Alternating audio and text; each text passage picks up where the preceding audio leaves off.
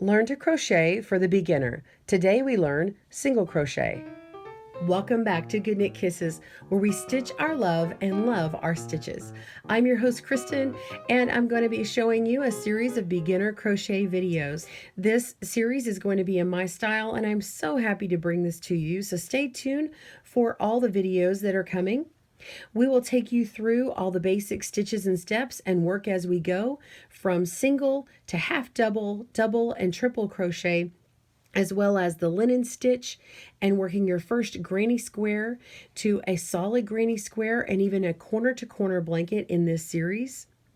As always, I suggest that you watch the video through the first time before attempting to get the idea and all the tips along the way. Then grab your yarn and hook and pause as needed to crochet along with me. As the first video in our series, we're going to have extra tips for you packed in here. We'll talk about holding your hook, holding your yarn, what type of hook and yarn we're using, how to make a foundation chain, how to make your basic stitch of single crochet, and also how to fix mistakes. If you have a hole, how to go backwards easily, go all the way to the end, and even some tips at the end for saving your work and finishing it off. Let's begin. To start crocheting, of course, we need some yarn and a hook. Today I'm working with a medium number 4 weight yarn. This is a nice, smooth, simple, light colored yarn. You can use a gray or a brown or white. I would just keep it nice and light so you can see your stitches. We're going to need a hook, and I am working with a size I9 hook, or 5.5 millimeter, and that 5.5 millimeter is the measurement around the shaft part, and that's what makes your stitches the size that they are. Any hook will do. Just work with whatever you're comfortable with, and you will find that you may enjoy metal or wood or plastic. Right now I'm working with a metal hook.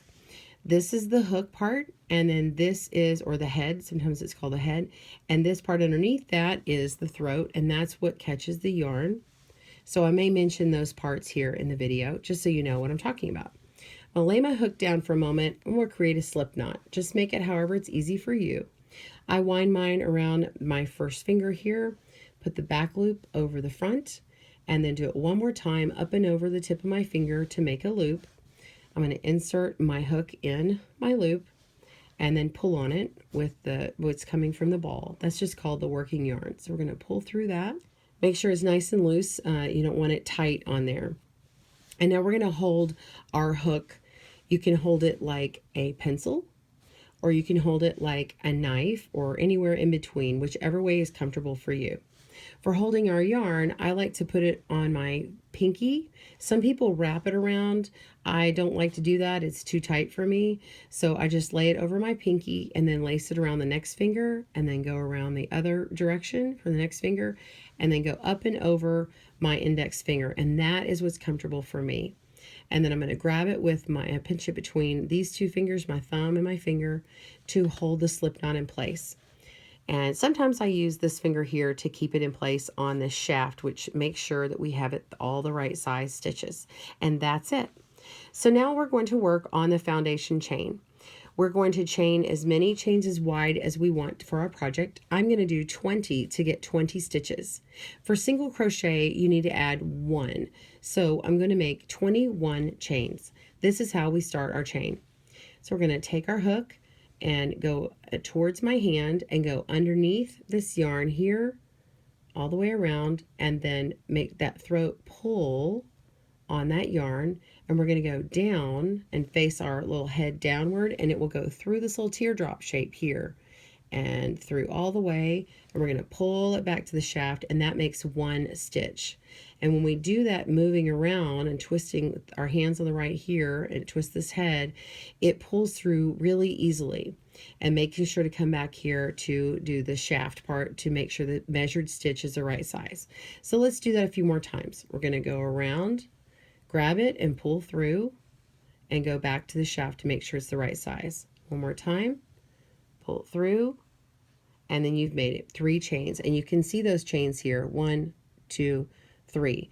The slip knot and the loop that's on the hook does not count. So I've got 3, and then I'm going to take my thumb and move it down here to get it closer to the hook so I can create some more. All right, we're going to keep going. Go ahead and do 21, and I will meet you back up at that point. Pause your video, and I'll see you soon. Once you make your chain, inspect it, look at it. If it looks nice and loose, you can see through it a little bit, and they all seem pretty consistent, you should just go ahead and move on. If it seems tight to you, or when we get to the next step and you can't put your hook through, then I would try doing it one more time. You could go up a couple of hook sizes, or at least one hook size at that point here, and then when you get to the point where we are here, then you would put in your main hook size back in, and then that way your chain will be just a little bit bigger than your hook size here, and you'll be able to work into it. Sometimes that beginning chain can be pretty tight. Okay, if you've made too many stitches, you can just pull your hook out, and then you just pull on your working yarn and pop out that stitch. Okay, and then just put in your hook, and then you have enough. If you need to count them, be sure and don't count what's on the hook, and count down.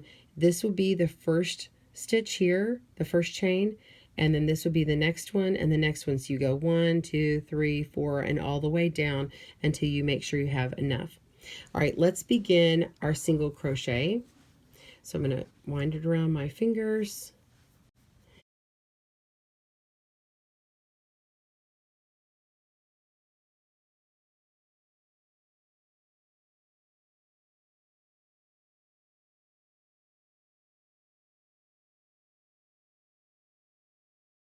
To begin single crochet, we're going to go into the second chain from the hook. So this first one here is this one, not what's on the hook, and then we're going to the second one. So remember how I said you have an extra stitch? This is the extra stitch that you're skipping. So we're going to go into the second one. I just go into one loop. This is on the foundation chain only. And then we're going to yarn over just as we've done before. Pull through that chain. So now you have 2 loops on your hook. And now we're going to yarn over again and pull through both of the loops all the way through. You have just made a single crochet. That single crochet is the one single time that you pulled it through that last time. Okay, that's why it's called a single. And we're going to move on to the next one. This one right here that's all stretched out, that's the one that the yarn just went through and made that stitch. So we're going to move down, we're going to follow that down, and we're going to go to this one. We're going to put our hook through there. We're going to yarn over and pull through that stitch, and then yarn over and pull through both loops.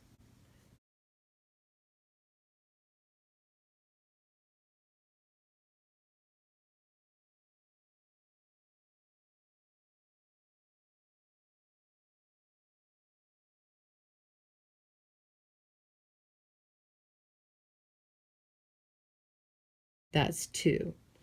We're going to go into the next one and do it again. Go through, pull through 1, yarn over, pull through 2. All right, so you're going to continue making single crochets all the way down to the end. I'll show you the last couple of them, and then we'll turn and move on to the next row. See you in a moment. All right, I've come down to the end, and I said I was going to have a couple of stitches left. I have 1 stitch left, but I want to show you how to back up. Say you look at your work and you think, oh, I think I have a hole somewhere back here. Well, you can take your hook out and put it through the stitch that you think you need to go back to, and then simply pull on that yarn and pop them out, and you can go all the way back to where you need to work. And then work it, make sure you pick up that stitch that you had a hole. Now I didn't have a hole in my work before, but that's just showing you how you can do it that easily. So I'm just going to continue working my single crochet to these last few stitches. Make sure it's not twisted. We're going to go into this stitch here, pull through. And I'm even holding it different than I showed you earlier. See, sometimes I just hold it different. Okay, so this is this last stitch here, okay?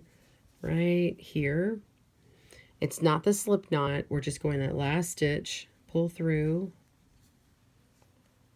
okay, and pull through here.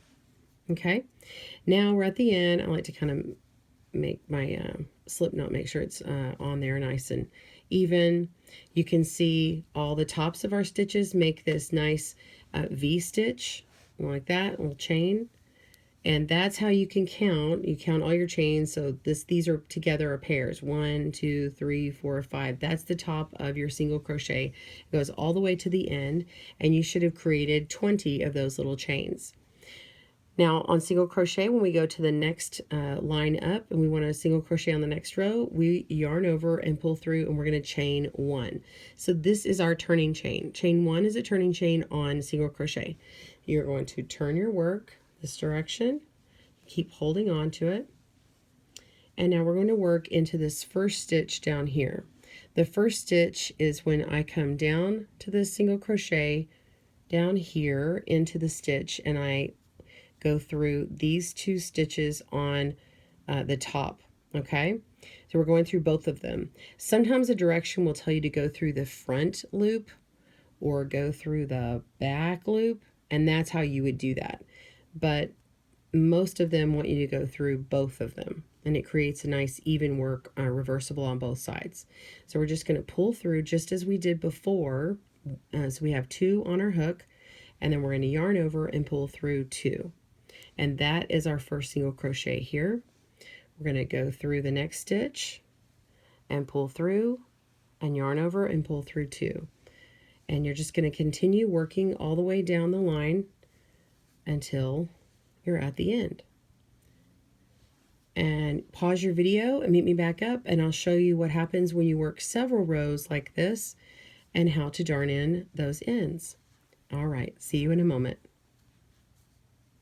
All right, we're on our last stitch here. All right, now if I was to stop this work and I wanted to continue on later, I can leave this loop here in place and go ahead and grab a stitch marker and slip it through, or like a safety pin. This is one that doesn't have this extra little part on it, so it doesn't catch on the yarn. And then I would just clip it. I would just close it up and then have it for later. You can also use a paper clip to keep it in place. So I just want to throw that little tip in there for you if you haven't seen that before. All right, so I'm going to go ahead and finish this off. I want to cut my yarn, about a 4/6 inch tail, and then we're going to yarn over and pull through completely. And that is how we fasten off. And I like to do is go ahead and wrap all this back in here with a tapestry needle. You can use your hook, but it's better to use a tapestry needle. So to darn in your ends, you're going to need a tapestry needle. This is a straight blunt end one. This one is also metal, just like that last one, but it has a curved or bent end on it, and it's also sharp, so you can get right up and under these stitches. And then here's a plastic needle with a kind of semi-sharp-ish tip on here. And this one you could probably see very well on camera.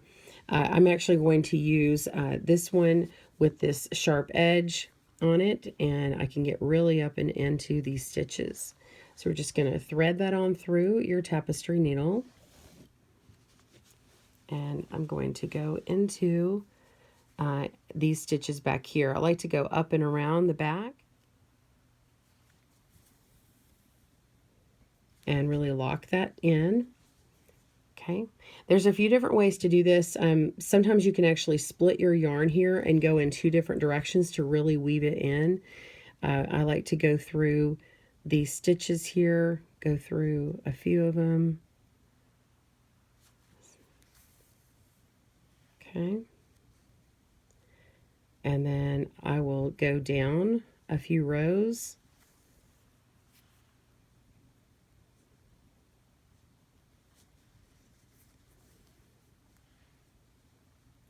And one of the best things to do is also go back over some of these stitches and go backwards.